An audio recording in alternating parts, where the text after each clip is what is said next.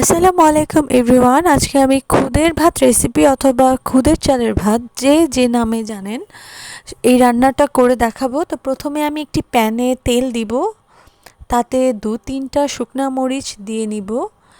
দেন তারপরে আমি পেঁয়াজ কুচি দিব।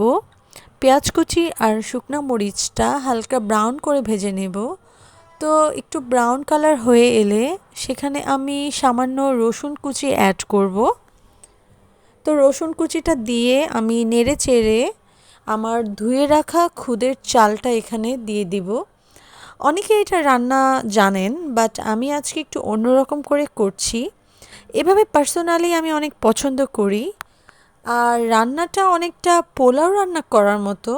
পোলাওটা আমরা যেভাবে রান্না করি এটা সেভাবে রান্না করা যাবে না বলবো না, সেভাবেও রান্না করা যাবে, সেটা ভিন্ন টেস্ট হবে। আর আমি যেভাবে করছি এভাবে যদি রান্না করা হয় এটা কিন্তু একদম প্রপার খুদের ভাতের যে টেস্ট সেটা পাওয়া যাবে। তো চালটা আমি দিয়ে দিয়েছিলাম, চালটা আমি ভালো করে ভেজে নিয়েছিলাম। ভালো করে ভাজার পরে সামান্য লবণ অ্যাড করেছি, লবণটা স্বাদ মতো।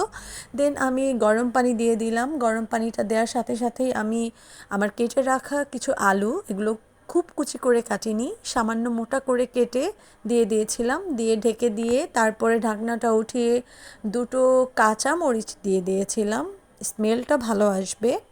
দেন দমে দিয়েছিলাম। দম থেকে উঠিয়ে দেখেন আমার খুদের ভাতটা খুব ঝরঝরে হয়েছে এবং সুন্দর হয়েছে। তো এই তো আমার ভাত অলরেডি আমি সার্ভ করে ফেলেছি। আর এই ভর্তাগুলো কাল রাতে করেছিলাম। আর আজকে সকালের যেহেতু মেনু ছিল, সকালে ডিমটা ভেজেছিলাম। আল্লাহ হাফেজ, ভালো থাকবেন সবাই।